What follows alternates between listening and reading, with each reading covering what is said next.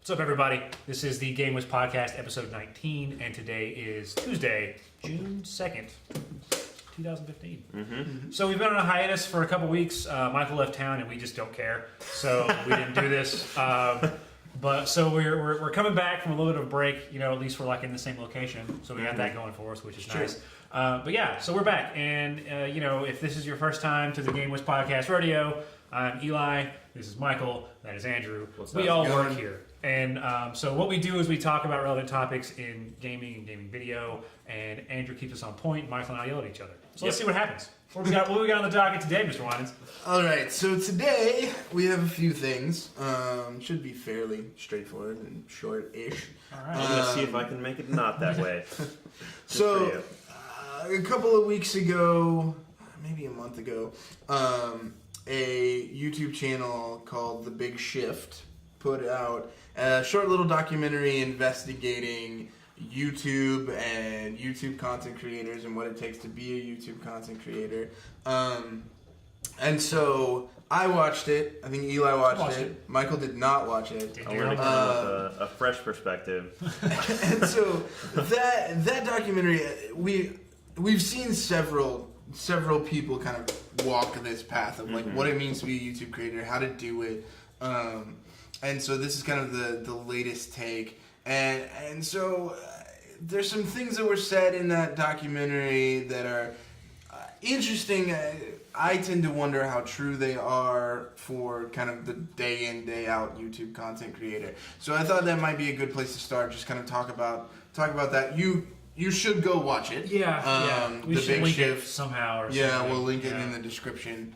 Or Jesse will link it in the description. Link it in the description.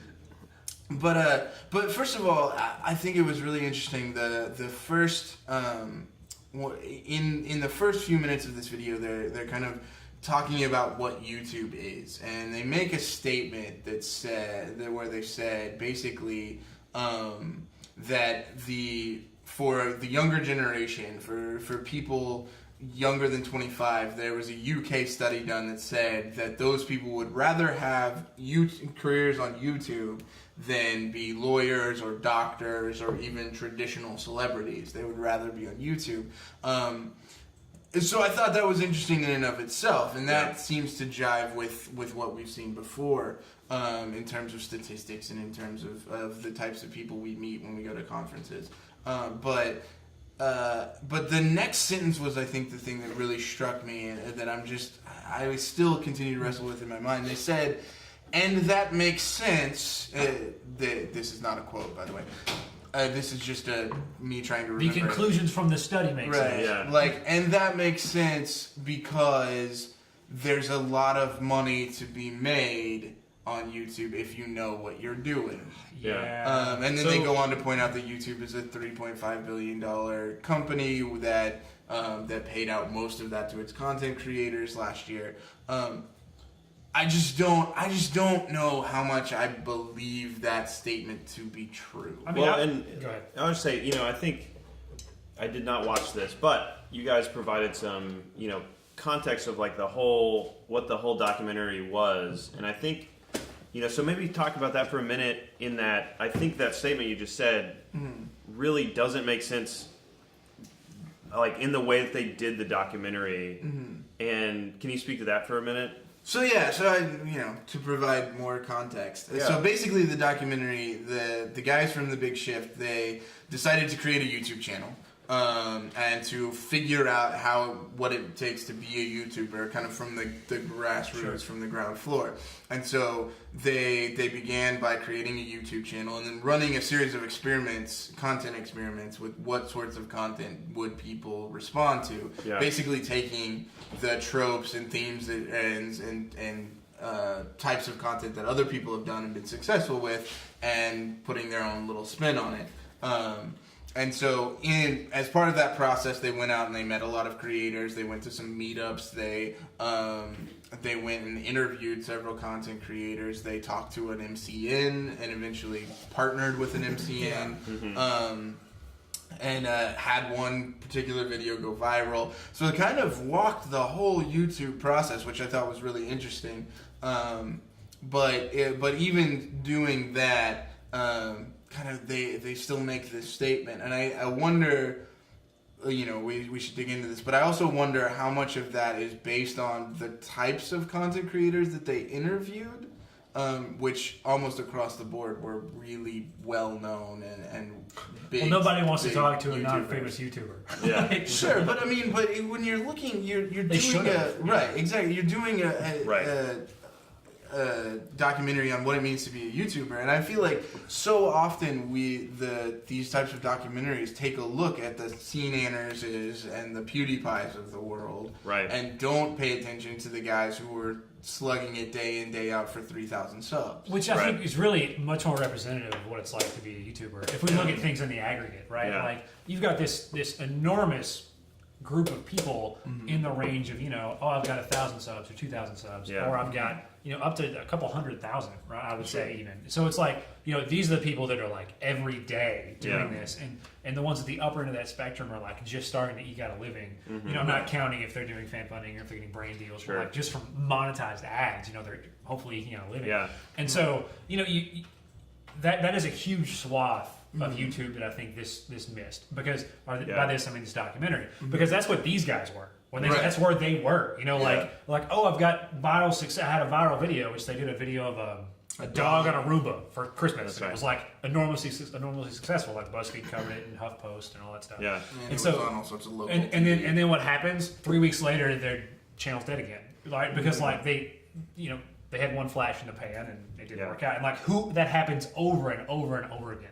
So I would have loved to have seen this documentary talk more about that, or more specifically talk more about their struggle, because when you go and you talk to these big famous channels, it almost glamorizes it. Yeah. Right. They had one gaming channel, Pomage, and his claim to fame was, I was one of the first gaming YouTube channels to record every day. Right. I uploaded every day. That's why he was successful. Yeah, and he was successful because he uploaded every day. I believe he was an esports player even before YouTube. Yeah. I think he was a FaZe Clan. member. I'm not big into esports. So I think there was also kind of that built-in esports following that he was playing to as well. But the whole point is that doesn't work anymore. Sure. I can name you 1,000 Let's Players that upload every day. It doesn't matter. Right. So that's not an edge anymore. Yeah. And so I think one of the ways this documentary could have been really interesting is so you talk to those people who are famous now and see what they're doing, and then you can go talk to the people who aren't so famous and you realize they're doing the same thing, right? And it's just it doesn't work anymore. Yeah. And so a really neat spin on that would have been to see that and see more of that, I'm trying and failing and trying and failing. Right. Yeah. I think the most important thing they did, and I wish they'd have dwelled on this some more, was the nature of their experimentation. Mm-hmm. So what they did is they went through and looked at videos that were really popular in the past. Dog on a Roomba was just a spin on I think a cat on a Roomba video, right? They were just trying to they were looking at these famous videos and being, okay, how do we do something similar, and seeing what hit. What was important was they did that experimentation and they were very purposeful about it. Right. They were very purposeful about finding things that worked.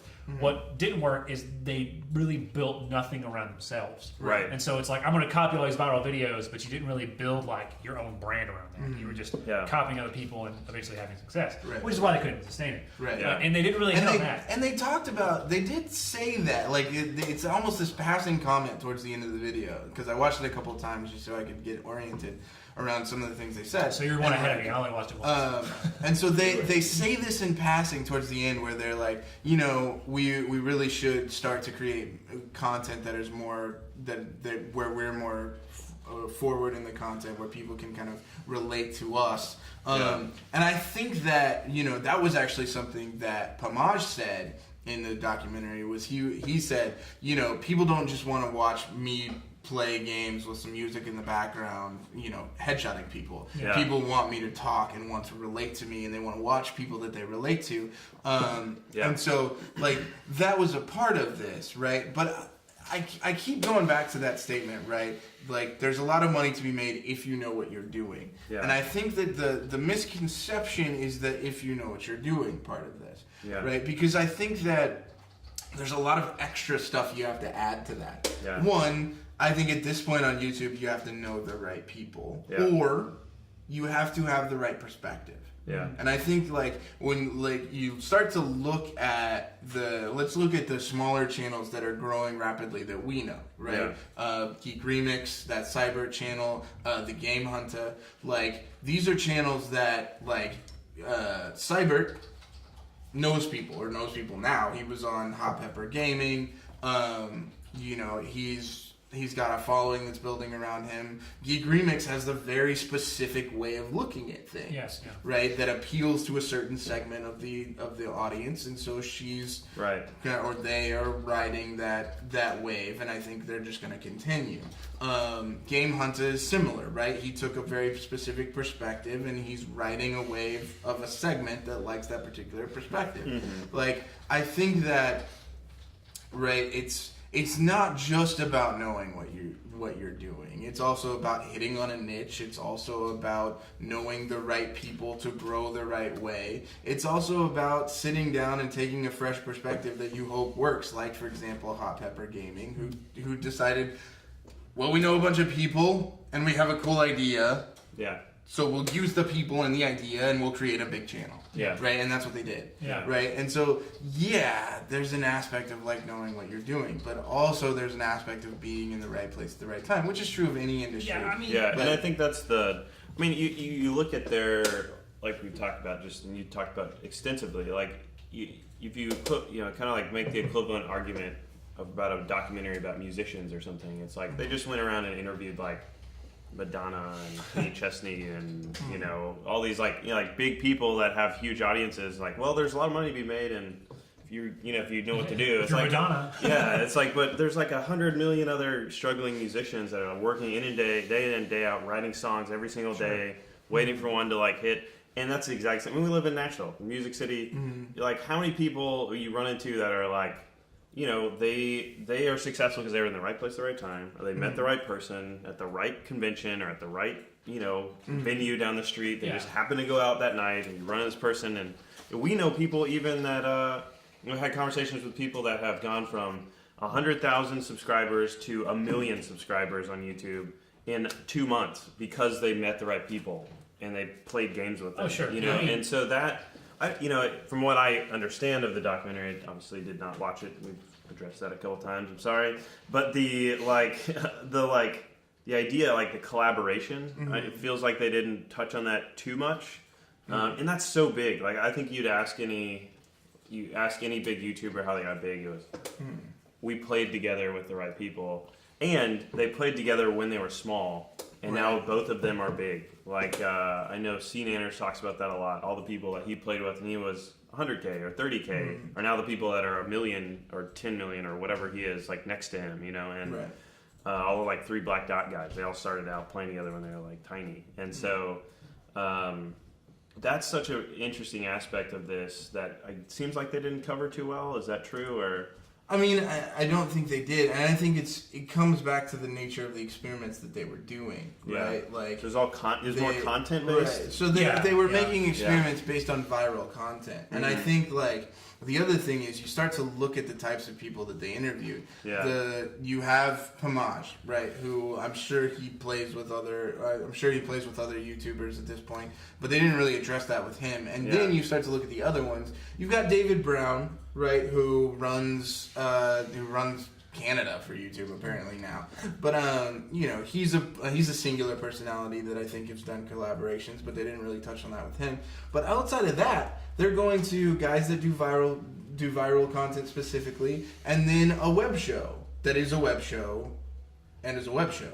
Yeah, and you even heard from the guys that did the viral stuff. I'm trying to remember. It's an acronym. Yeah. But they even said, we want to do branded content. So, I mean, even that's on a different level than the YouTuber starting out. So if this, it seemed focused on those people who are like, I want to be a YouTuber. Yeah. Like going and talking to somebody who's sitting there going, I want to do branded content, doesn't help that person. Yeah, right. Sure. Doesn't address that person. Yeah.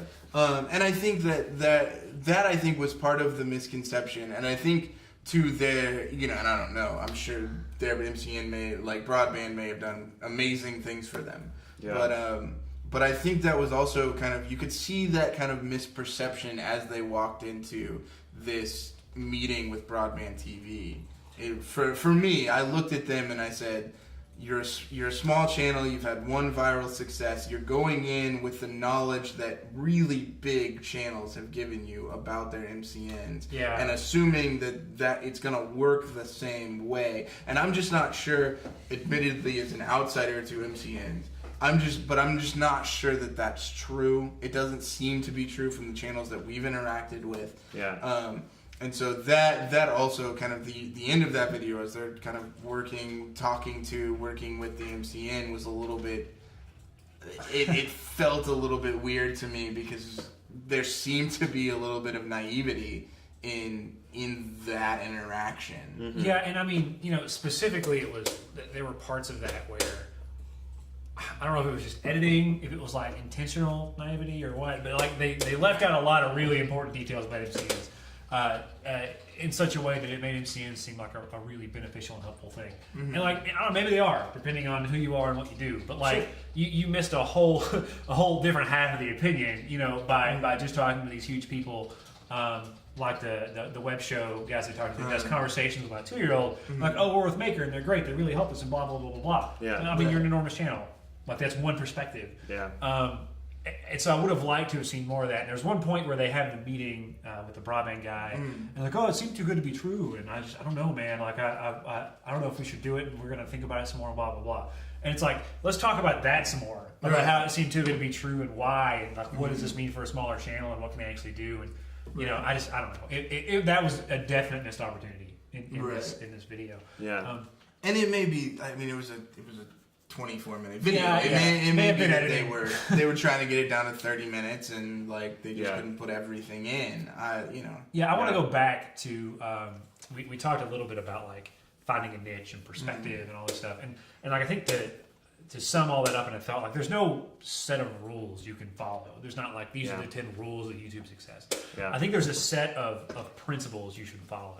Yeah. And I think a lot of them are universal to any content creator anywhere, right? Like, I mean, the difference between a barista and Taylor Swift is hard work, luck, and perspective. Like, really, that's the difference. Yeah. Or networking, Yeah. So, I mean, like, if there were a guiding set of principles here around Let's Play content, creating this content for YouTube, I think it's the same thing. I mean, it's work hard, right? It's have perspective, like, understand what makes you unique. Because anyone, like, if I want to go watch some dude play Battlefield, I have about 100,000 options.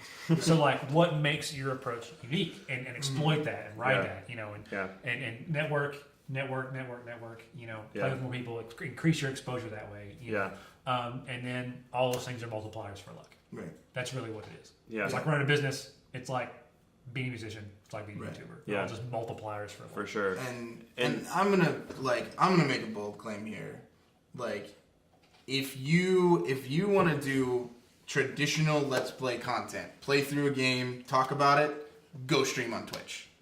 If you want to make interesting, different kind of content, or if you have a very unique perspective appeal on to content, a certain audience, you can do that on YouTube. But if what you're doing is playing through a game and talking about yourself and talking to your fans, go to Twitch, go to some other streaming service, right?